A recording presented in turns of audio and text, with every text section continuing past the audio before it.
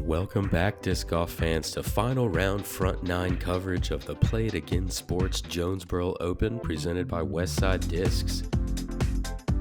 Got a fun card for you guys for this final round out here at the Disc Side of Heaven course. Excited to see these guys attack similar weather conditions as Saturday, so could have a similar game plan. I'm Nathan Queen, again joined by Andrew Fish. Yeah, we take a look here at our chase card for this final round at Disc Side of Heaven. Ben Callaway and Tamm, old friends from round two, and then joined by Ezra Aderhold and Gannon Buhr for this final round. Nathan, all of them are within a couple strokes of the lead, and that can happen quickly at the Disc Side of Heaven course. Very much so. Lots of OB to contend with. Being on chase card only 2 to 4 strokes back gives them a great opportunity to jump up on those leaders. Hole 1, par 3 at 520 feet. A lot of open airspace to work with. Out of bounds carry at the bottom of the hill, and then the basket perched on this log. Just an iconic green to start off here. 35 PM MPO card. Please welcome first to the tee from Davenport, Iowa, Benjamin Callaway.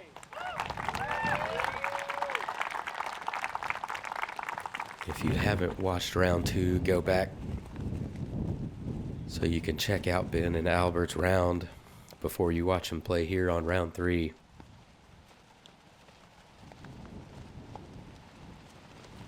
This wind makes this shot pretty difficult to get into the mouth where the basket is at. Really got to trust a turnover or trust a disc toward the right side that can knock you down into that OB. Ben tries to do that. He had the shot over for a moment, but then the stability catches up with it. He's off there on the left side. Next on the tee from Tartu, Estonia, Albert Tamm. And while this was a pretty similar wind direction and intensity, just subtle changes in the direction can completely alter how you attack a shot, Nathan. Yeah, those subtle changes will make you change your disc angle a decent amount or make you pick a different disc altogether just from, a 15-degree change of direction. As Albert, probably a little bit more air under that than he wanted, going to push into that tree line. Next on the tee from Aberdeen, South Dakota, Ezra Aderhold.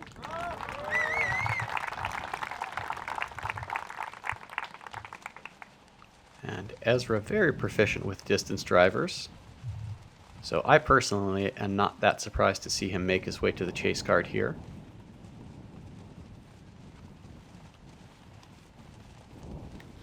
I think he might be the only person I've ever met from South Dakota. Well, that can't be right.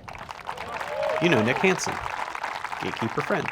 Oh, I didn't realize. I always thought California And out there. next on the tee from Urbandale, Iowa, Gannon Buhr. As Ezra from South Dakota throws a great shot, going to be right around circle's edge. As a point of curiosity, in 2023, there were more players from South Dakota entered in the Jonesboro Open than there were players from Arkansas. You can go back and take a look. Katrina Allen also listed at that time from South Dakota, and Kat Merch and Kevin Jones, the only players from Arkansas. Gannon Buhr out there joining Ben Callaway and Albert Tamm on the left side. It's going to leave some funny approach angles as Ben goes to the grenade once again.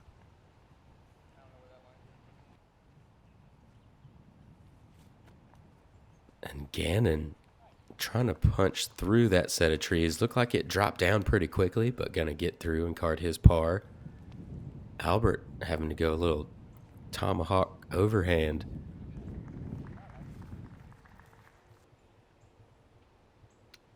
And from circle 2 is Ezra Aderhold. I didn't see it, but I heard it, and it sounded great. Yeah, able to connect for the birdie. One of just 7 on this hole today. And got to shout out my buddy Andrew Fish here, able to get hole 1 all 3 rounds. How's that feel? Miraculous. 1 out of 3 would feel pretty good. 3 out of 3 feels surreal. Good par cleanups by Albert and Ben, and that's going to push them on to hole 2. A 360-foot par 3, pretty straightforward shot. Going to play just a little bit longer than that 360 as it is uphill. With the backhand, you're going to want to make sure you hyzer just in front of this this tree here, like Ezra has done. Thank you. Well inside the circle, looking at a birdie. Basically providing the whole preview for us. Ben tries to follow that, but he never gets it right of the basket, so this is going to trail down the hill.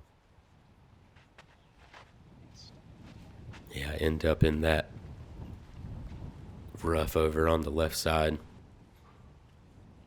Albert going to play the forehand, which I think does slightly favor the shape on this hole just to avoid that tree. And with the ground play, if you get it high enough, it kind of skips back up towards the basket rather than away. A little bit low, going to leave him in circle 2.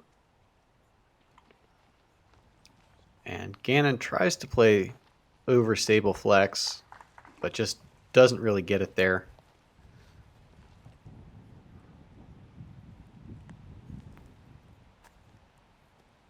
Albert, knowing the greens and the possible rollaways out here, doesn't get too aggressive there, just going to lay that up. Discretion, valor, all of that just makes for some boring par layups.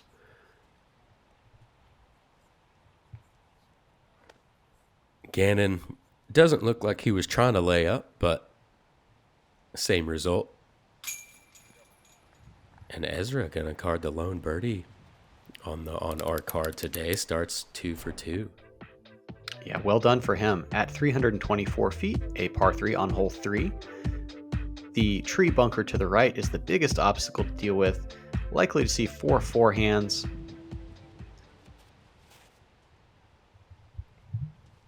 And just squeaking around the corner is the objective here. Exactly like that.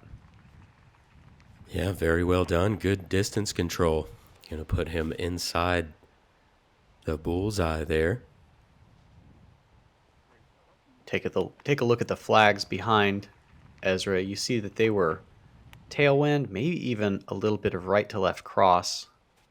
Can't always trust the flags. You get some swirly action. And Callaway tickles one little branch on the way in. Should leave him something, perhaps from an awkward stance. Yeah, but still a good correction from his shot yesterday. Able to get it out wider.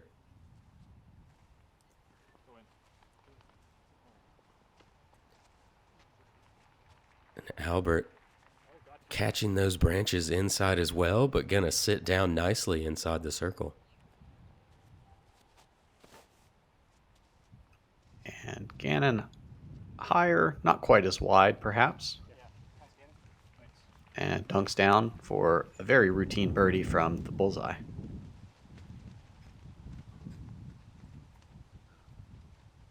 Yeah, a couple birdies already carded, and Albert able to connect for his as well.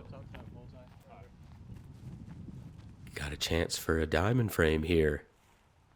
Yeah, and Ben's substantially closer than I anticipated. However, the cherry branches make him go to a knee for this elevated putt.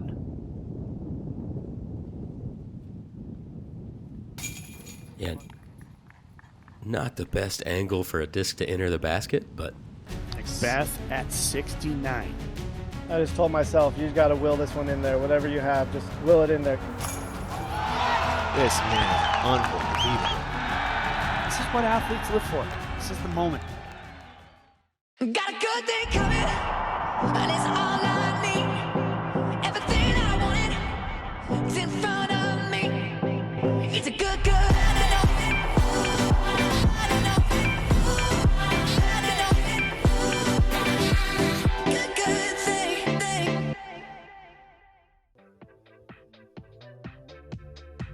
Here we are at hole 4, 750 foot, par 4.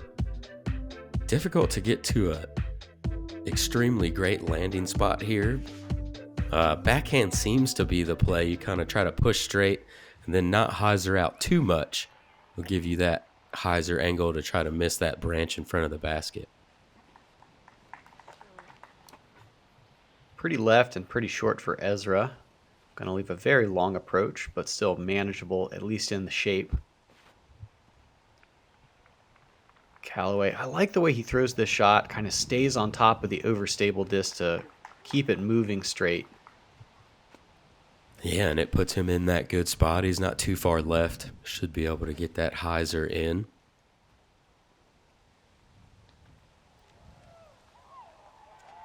As Albert tags a branch on the right side of the fairway, gets knocked down there. Similar location as Ez.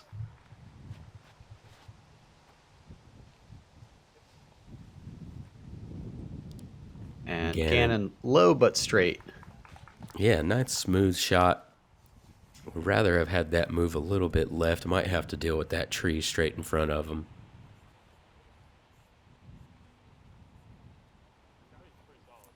Wow, And that is Albert, a big time hyzer. yeah, just has so much power. Looks like he's going to catch a little bit of a roll there. Maybe be a up and down for his par. You see the wind just whipping all over the place here.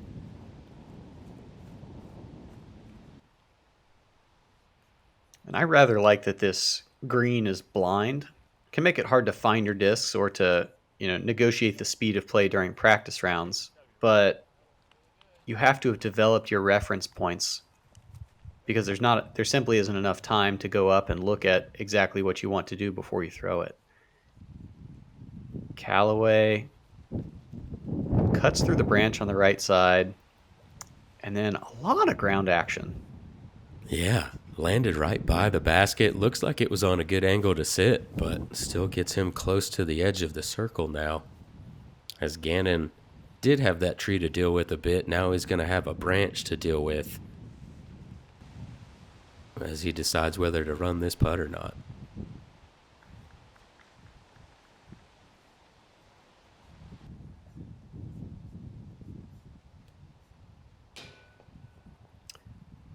Opts 2 and gets a pretty friendly reaction off the cage. And our last chance at birdie comes with Ben Callaway, who's off to the left off the chains.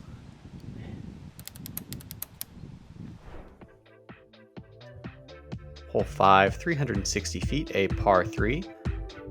Straight ahead, forehand and backhand both play, but the fairway is going to drift off to the right at the end. Fairway slopes left to right the entire way. Yeah, backhand, you're really going to have to push the left side of the fairway, as Ezra has done here, but ends up catching some fade, which you don't want. Going to try to get up and down for his par from there, most likely.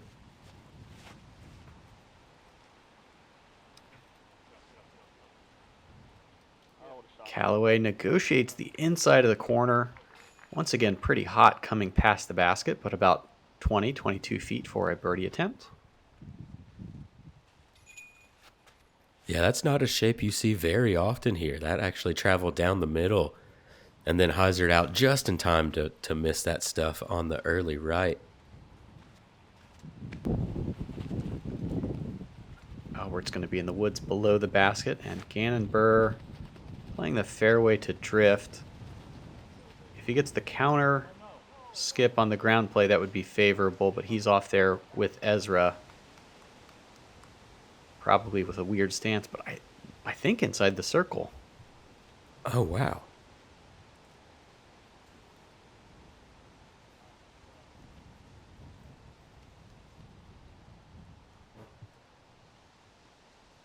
And Albert able to get out with his second shot. Going to have a bit of a tester coming back for par, but able to connect.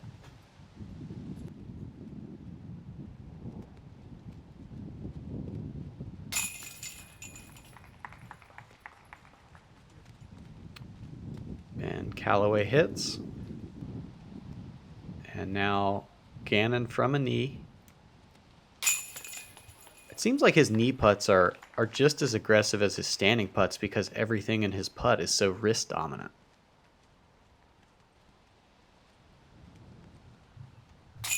Yeah, so I thought Ezra was a bit on the way farther left than he was.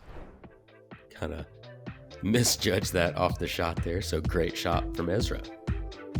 Brings us into hole 6, 560-foot par 4, a bit on the shorter side, but not really an eagle opportunity, as you have to get very far left to be able to get a look at the basket. Really just want to place yourself where you have a fairly short forehand hyzer or a small turnover shot into this green.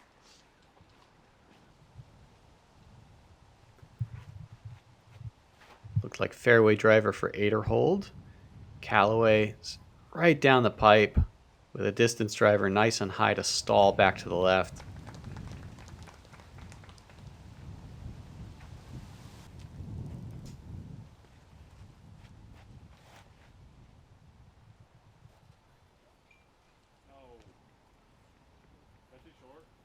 And some funny wind lift for Gannon Buhr. Yeah. Gonna end up in a pretty good spot, though.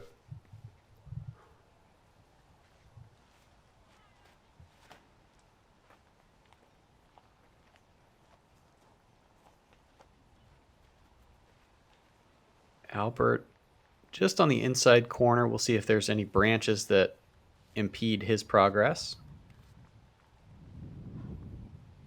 And look at that gallery back there, Nathan. Yeah, lots of people showing out here in Northeast Arkansas. As Albert doesn't have too much in the way except the basket.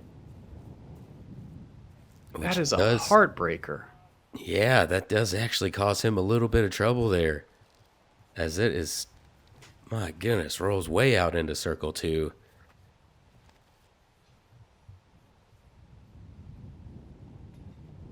Man, look at the wind just carry that backwards off of the skip. Inches from the eagle I was saying you don't really have the opportunity for, and now almost 50 feet.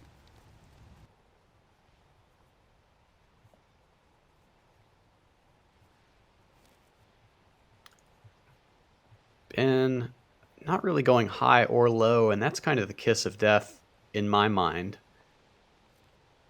As he carries 2 straight, going to be out near circle's edge. Yeah, with the slope up there by the green, if you've got that mid height, you're not really going to get skip. You've got to go fast and low to be able to get a skip up that way. Ezra goes really high and ends up getting around the corner, should have himself a birdie look. I like the height on this one, but gets packed down. Wow, as soon as it got around that tree line, the wind just packs it down.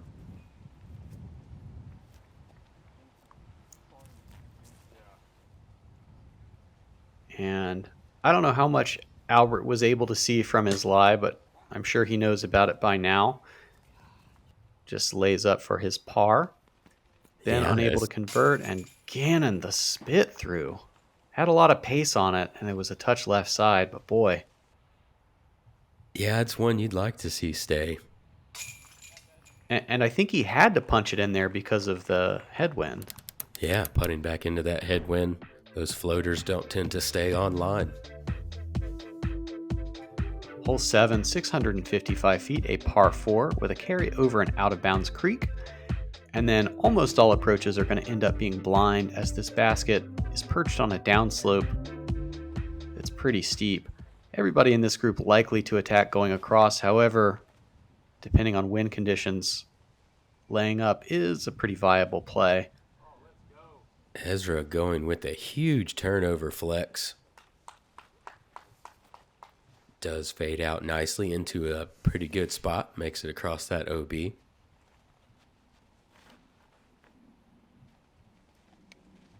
Been a much lower, more direct line. With a similar result.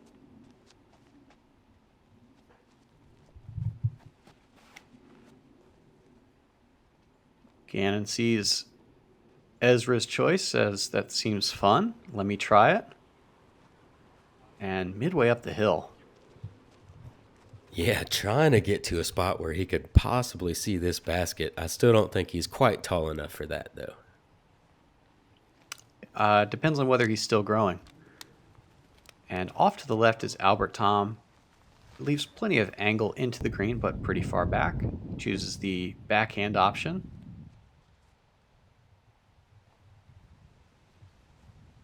And difficult to get these discs to sit still. If you're landing on a hyzer, you really want to do everything you can to land this disc flat on the other side of this slope.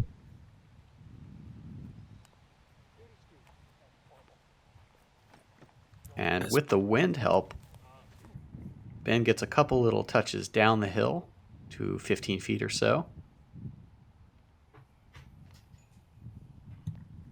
And Gannon plays that pretty well, using the ground to slow his disc down. Gonna have an inside C1 birdie look. That's a scary putt. Yeah, real dicey. And from the best drive in the group to wind ripping in his face. Yeah, his clothes are fairly tight there, and they're still whipping around in the wind. And lucky to not really have a roll away on that one, but does end up well into circle 2. Kind of heading towards that birdogey.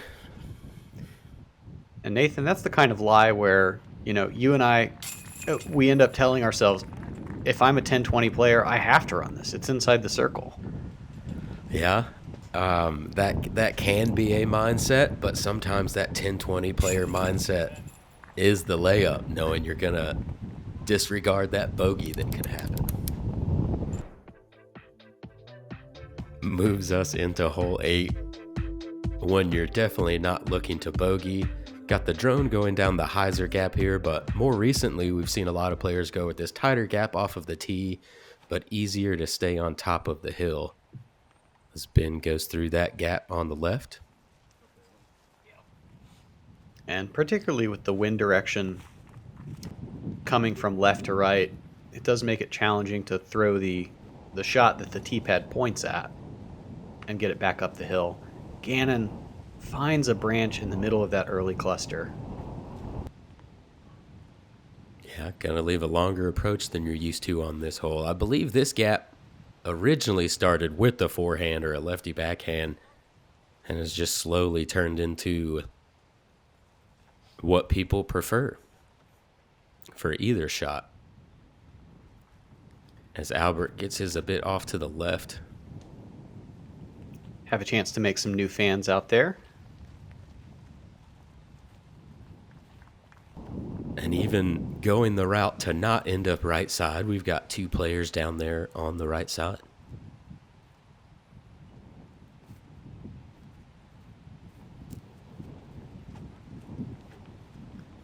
And Gannon's approach was wide open, but likely blind. Leaves himself inside the circle for a par putt. Here is Albert lining up a forehand. And Yeah, very just- soft and disciplined. Yeah, very well executed. Throwing a disc that just doesn't have any glide, gets it to slow down nicely and land flat.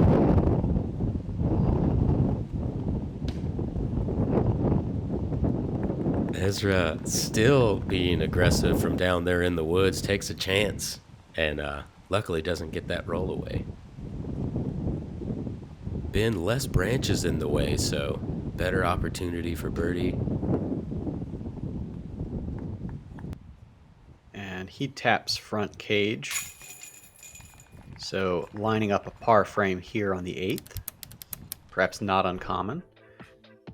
And hole 9, 350 feet.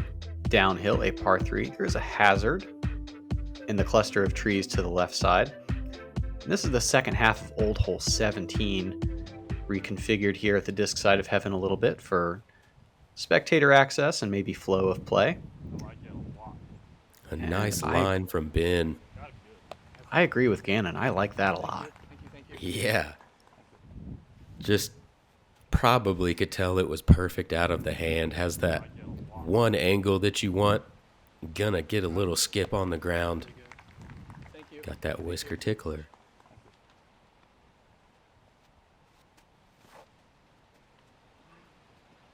Gannon liked it enough. Looks like he's thrown a pretty similar line, but maybe more stability on that disc.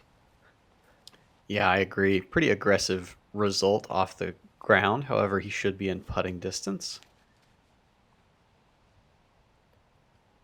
Albert with more width. And that's nearly identical to what he did in round 2, maybe 5 feet further from the bucket. Yeah, I feel like he maybe pushed it a little straighter than he wanted, but does get a nice skip up there. As Ezra gets a nice skip up there as well, flashing some metal. Gonna put all 4 players inside circle 1. Gannon jams that putt in, carding his birdie. 4 down on the front 9. Pretty good round going. Yeah, that keeps you moving. By this point, everybody knows what a good round looks like and scores like. And I think in some cases, the back 9 may be more scoreable. You got an eagle opportunity, par 4s, perhaps a little bit more attackable. Yeah, and Ezra with a bogey going to be 5 down on the front. He's got a pretty hot start going.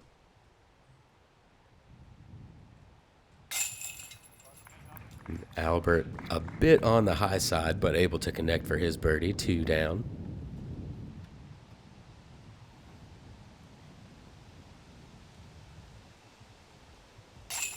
And Callaway, we go from a par frame to a birdie frame. We do indeed. Couple players at 20 under par in a tie for second, kind of making a push on the leaders, starting the round only 2 back. Couple players at 18 under par. Thank you guys for joining us out here at the Disc Side of Heaven course for this round 3 coverage, the Jonesboro Open. For Andrew Fish, I'm Nathan Queen. We'll see you guys out there.